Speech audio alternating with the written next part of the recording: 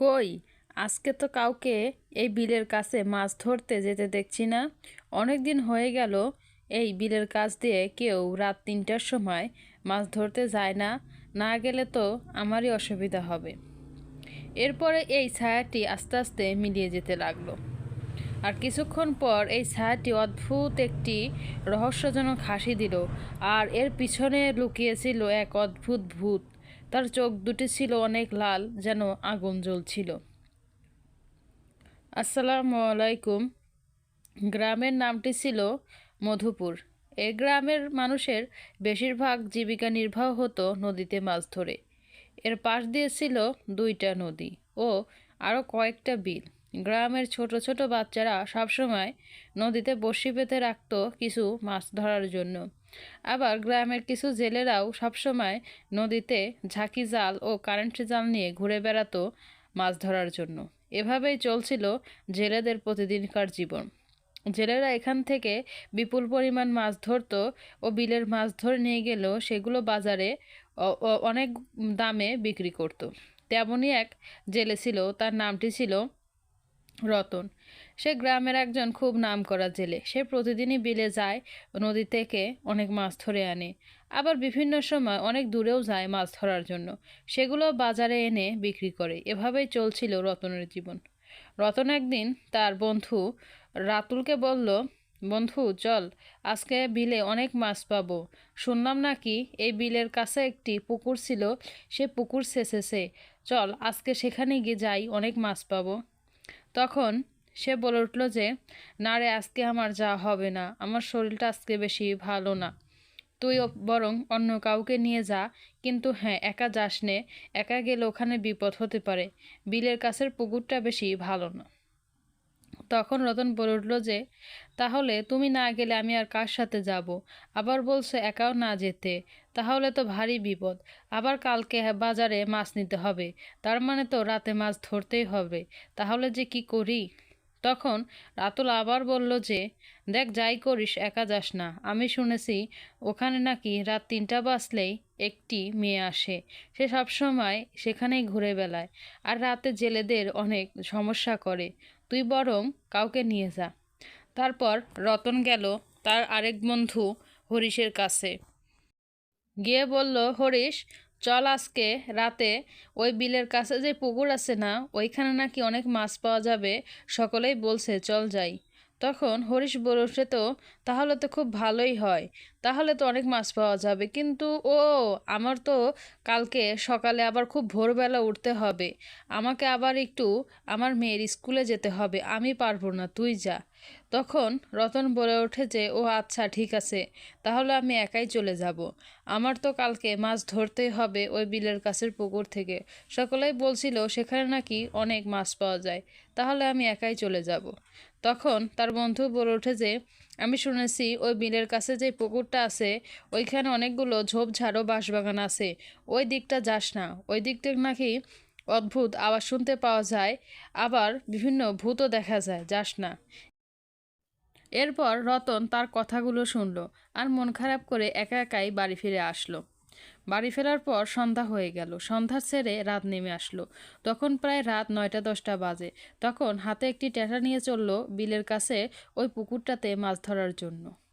এরপর সে আস্তে আস্তে আমরা দেখলাম রে গ্রামের পথ ছাড়িয়ে চলে গেল সেই জঙ্গলের দিকে। কারণ সেই জঙ্গলের রাস্তাটা পার হয়ে বিল, আর ওই বিলের কাছেই সেই পুকুরটা। হাতে ট্যাঁটা নিয়ে একাই চলল রতন জঙ্গলের পথে। চারিদিকে শুনশান, যেন কেউই নেই। চাঁদের আলো মাটিতে পড়ছে, আবার সেটু রিফ্লেক্স দিচ্ছে।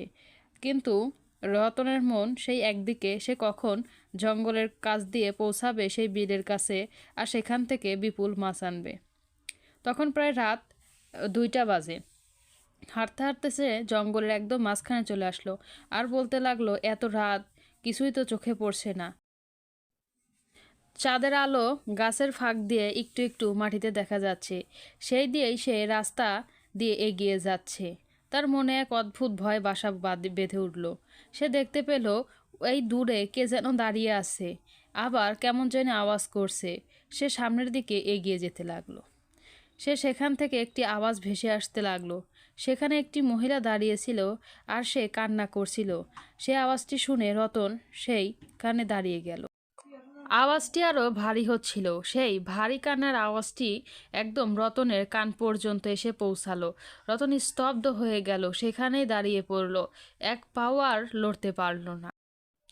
তারপর রতন বলে উঠল যে এখন তো রাত 3টা বাজে, এত রাতে কে এখানে কান্না করবে? আর কেই বা এখানে আসে, কেউ না কেউ তো আসে যে কান্না করছে, গিয়ে দেখি তো কেউ আসে নাকি।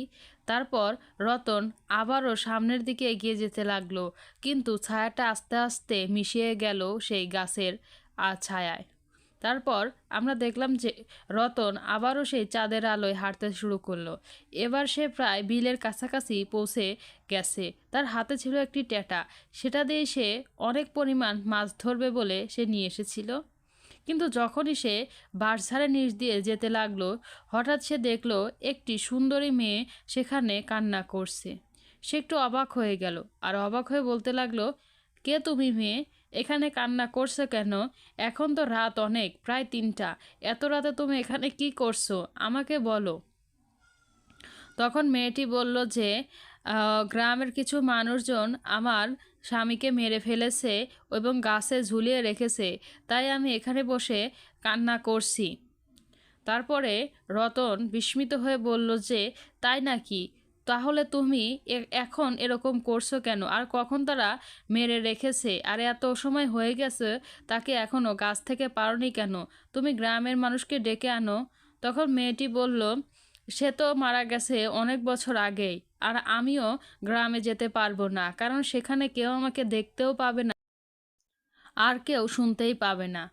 তখন রতন অনেক ভয় পেয়ে যায়, আর ভয়ানক চোখে বলে যে কেন তোমার কথা কেউ শুনতেও পাবে না, দেখতেও পাবে না? কি হয়েছে আমাকে একটু খুলে বলো। তখন সেই মেয়েটি বলে, কারণ গুন্ডারা আমার স্বামীকে মারার পরে আমাকেও মেরে ফেলেছে অনেক বছর আগে, তারপর থেকে আমি এই বাঁশঝাড়ে ঘুরে বেড়াই।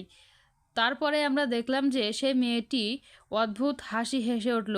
সে এক ভয়ানক ভূতে পরিণত হলো। তার চোখ দুটি লাল জ্বলজ্বল করছিল, তার হাসি যেন থামছেই না।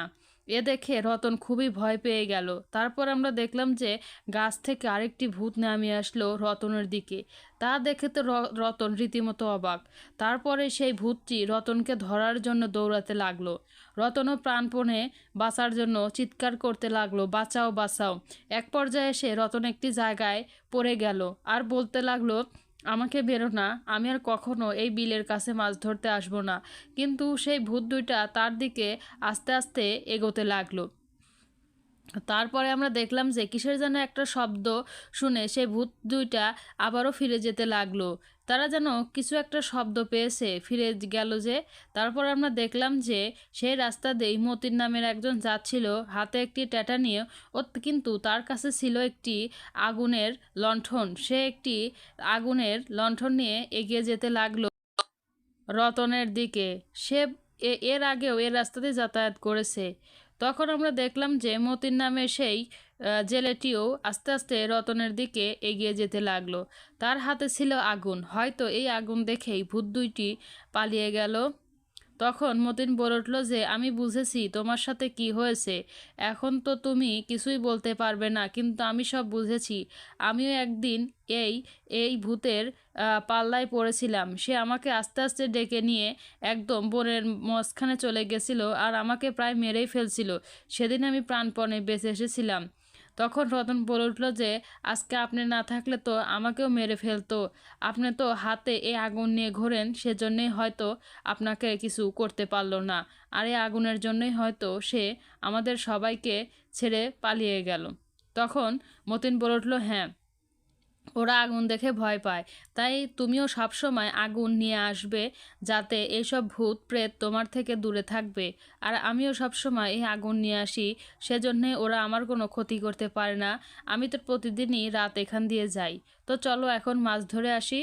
তারপরে আমরা দেখলাম যে রতন আর মতিন সেদিনকার মতো প্রাণে বেঁচে গেল, আর তারপর তারা মাছ ধরতে গেল।